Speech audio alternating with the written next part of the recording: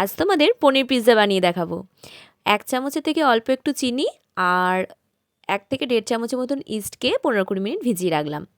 এদিকে ময়দা নিয়ে নিয়েছি, ওই 2 কাপের মতন ইস্ট দিয়ে ভালো করে, সঙ্গে একটু নুন আর সাদা তেল, মানে 3 চামচের মতো সাদা তেল দিয়ে প্রথমে মেখে নিয়েছি। তারপর আরও বেশ খানিকটা সাদা তেল নিয়ে ভালো করে মেখে রেখে দিলাম।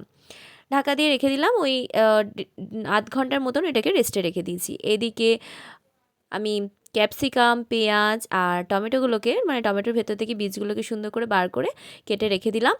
পনির নিয়েছি, পনিরের ওপর একটু হলুদ গুঁড়ো, নুন, জিরে গুঁড়ো, ধনে গুঁড়ো আর একটু দিয়েছিলাম ম্যাগি মশলা। তোমরা এখানে চাট মশলাও ইউজ করতে পারো। ভালো করে কোট করে এটাকে ভেজে পনিরটাকে তুলে রেখে দিয়েছি। এদিকে ডিশে না ভালো করে একটু সাদা তেল মাখিয়ে রেখেছি।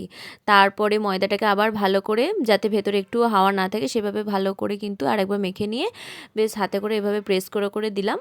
এবার আমি যে সসটা বানিয়েছিলাম সেই সসটা কিন্তু ঘরেই পিৎজা সস বানিয়েছিলাম, সেটা তোমাদের সাথে পরে কোনো ভিডিওতে শেয়ার করব। ওপর থেকে কোটিংগুলো করে দিলাম। তারপর আরেকটু সস দিয়েছি, বাজারে যেই সসটা টমেটো সস কিনতে পাওয়া যায় সেটাই।